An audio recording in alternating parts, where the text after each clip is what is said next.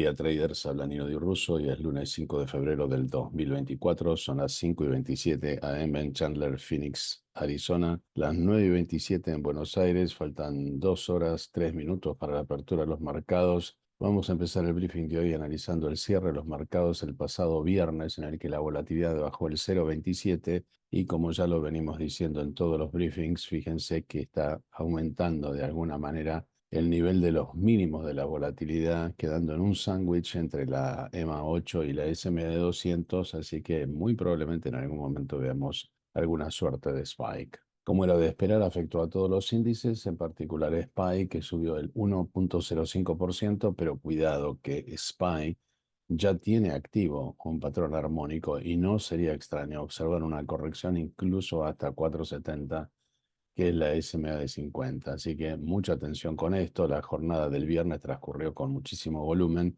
El MACD todavía con pendiente, el DMI de ascenso aún es el de control. En el caso del Nasdaq, el otro índice relevante de la Bolsa de Nueva York, 1,69% alcista, arriba de la EMA 8. Se empezó a dar vuelta el MACD, una jornada con muchísimo volumen, el RSI en 65, el DMI de ascenso es el que está en control. El resto de los índices, comenzando con Russell 2000, la jornada fue del 0,53 abajo, el MACD todavía con pendiente negativa.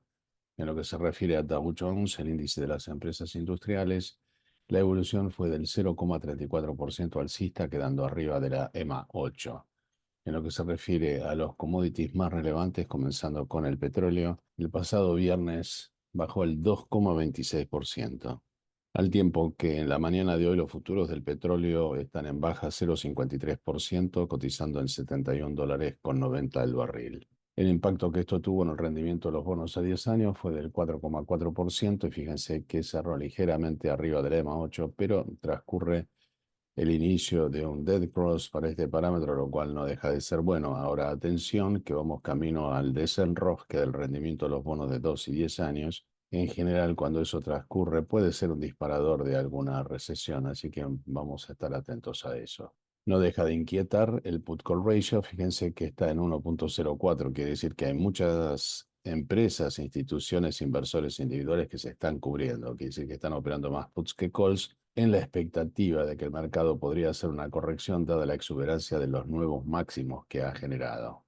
Los metales preciosos relevantes, comenzando con el oro, 0,95 abajo, quedó ligeramente en el sándwich de la EMA 8 y de la SMA de 50. En el caso de la plata, el otro metal precioso relevante, 2,17 abajo, quedó claramente debajo del EMA 8. Y fíjense que la SMA de 50 tocó asintóticamente a la de 200 y continuó la caída. En el caso de las criptomonedas más relevantes, comenzando con Bitcoin, este dato es de esta mañana, 1,23 arriba en $43.092. En el caso de Ethereum, la otra criptomoneda relevante, también este dato es de esta mañana, 1,43 arriba, cerrando arriba de la EMA 8, pero fíjense debajo de la SMA de 50, que no para de curvarse. En el caso de los papeles argentinos más relevantes, el Grupo Galicia 0,32% alcista, en 21,90 en una jornada que transcurrió con la aprobación parcial de la ley ómnibus propugna el oficialismo. En el caso de YPF, la otra empresa relevante argentina, la evolución fue del 1,77% abajo, peinando la superficie de la EMA 8. De los unicornios argentinos más conocidos, Mercado Libre, un potente rebote alcista del 1,41 arriba, mientras que Globant, el otro unicornio argentino relevante, 2,08% alcista y prácticamente ejerciendo una combinación de un doble techo, así que atención con eso. Terminó una semana súper potente entre las que papeles muy relevantes, entre ellos Amazon, presentaron sus resultados el jueves y fíjense, el viernes un gap up impresionante del 7,87%, muy exuberante arriba del RSI de 70. Lo mismo pasó con Meta, otro papel que presentó sus resultados el pasado jueves, con lo cual el viernes rebotó en forma alcista el 20,32%. Todo esto ocurría mientras Apple, que también presentó sus resultados el jueves, bajó el 0,54% y quedó debajo de la EMA 8, debajo de la SMA de 50, que de a poco se está curvando. En el caso del resto de los papeles relevantes Del Nasdaq tenemos a Netflix, que caminó al 0,51% abajo, de todas maneras arriba de la EMA 8. Este gap up es de la semana previa, con lo cual pudo mantener y consolidar esa ventaja en lo que se refiere a Google. Anduvo patinando en la semana que terminó, también presentando resultados 0,86% arriba. Esto es un engulfing pattern, así que si hubiera un follow-through, el papel debiera rebotar, pero fíjense que está frágil todavía debajo de la EMA 8. En lo que se refiere a Tesla, el gigante de los autos eléctricos, está 0,50% abajo. De todas maneras, está de a poco listo para hacer un relief rally.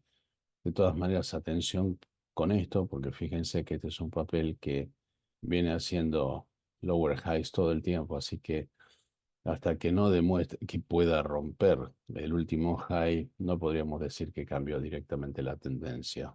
El resto de los competidores del sector tenemos a Lucid, que cerró 3,22 abajo. De todas maneras, se las arregló para quedarse arriba de la EMA 8. De todas formas, navegando todo el tiempo debajo de la SMA de 50. Más o menos en la misma condición anda el otro competidor de autos eléctricos de capital chino, NIO, que bajó el 2,98%. Mientras tanto, los papeles que miramos habitualmente, como SOXL, el ETF apalancado de los microchips, 3,7 alcista, y por los pelos quedó arriba de la EMA 8. De todas maneras, el MACD todavía está declinante, la parte que juega a favor es el DMI del ascenso, que está arriba de la línea del promedio. En lo que se refiere a ARK, el ETF de innovación de Cathie Woods, cerró el 1,37% alcista, arriba de la EMA 8. Se viene el cruce del MACD. De todas maneras, todavía está en control el DMI de descenso. En lo que se refiere al ABU, el ETF de las biotecnológicas, 3,31 abajo, quedó debajo del EMA 8. Transcurrió el Golden Cross para este papel, así que probablemente comience de alza o de suba de estos precios. En lo que se refiere a Macy's, los famosos department stores, 1,03% alcista en 18,63. Al momento de esta grabación, el futuro de la volatilidad está 1,37% abajo. Los futuros del Nasdaq en principio están 6 puntos abajo, con un RSI Stochastic en inicio del ciclo, en la semana prácticamente igual. Está arriba del EMA 3.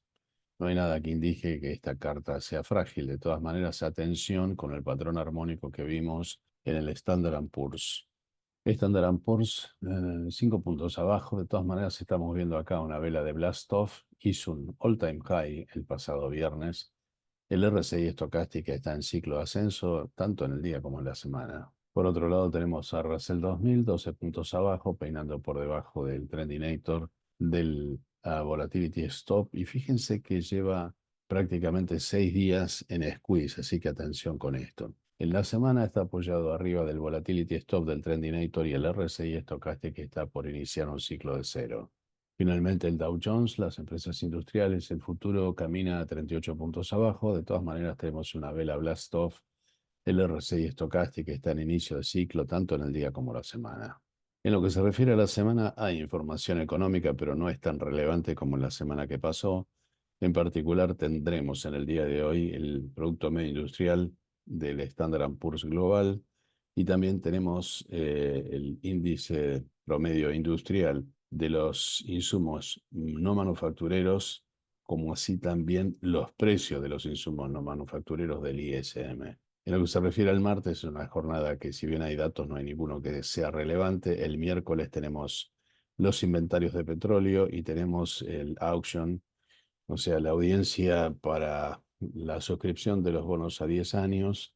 El día jueves tendremos la publicación del subsidio al desempleo y también la audiencia para la adjudicación de los bonos a 30 años. Y el viernes no hay datos, o sea, es una semana extremadamente liviana en lo que se refiere a guidance que pueda sacudir el mercado.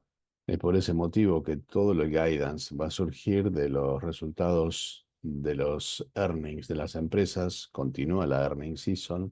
De todas maneras, hay un montón de empresas que son importantes, no tan importantes como las que vimos la semana pasada, pero sí son marcadores de cómo estaba evolucionando el mercado. Antes de la apertura del mercado, hoy tendremos entre las industriales un pilar como Caterpillar, después tendremos a McDonald's, el laboratorio Estée Lauder, Tyson, que fabrica electrodomésticos, Allegiant, que es una línea aérea pequeña, Air Products, entre los más importantes. En el aftermarket tendremos Palantir, una empresa que fabrica software para el gobierno, fundamentalmente inteligencia artificial. Después tendremos NXP, FMC, Fabrinet, entre las más relevantes.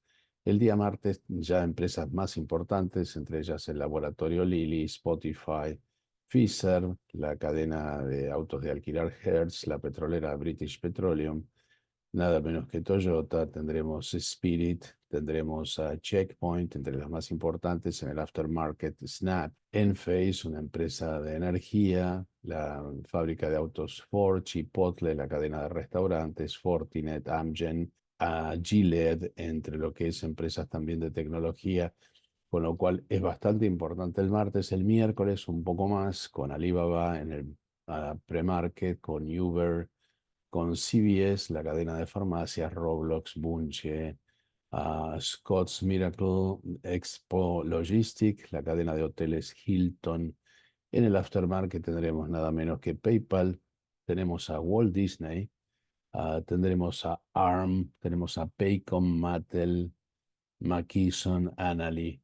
El día jueves tendremos la petrolera ConocoPhillips, tendremos y también de servicios petroleros, tendremos a Cameco, Spirit, la fábrica de chocolates Hershey, Tapestry, indumentaria de Under Armour, Lincoln Financial Groups, Dynatrace. En el aftermarket tendremos algunas muy relevantes como Affirm, Pinterest, Dexcom, Expedia, lo que es venta de viajes, Bill.com, Illumina, PetMeds. Y finalmente el viernes también completa el panel con algunas empresas muy importantes, entre las que está, por ejemplo, PepsiCo, Canopy Growth, Enbridge, AMC Networks, Plains, entre las más relevantes. Esto ha sido todo por hoy. Gracias por su atención. Los espero mañana en este mismo canal.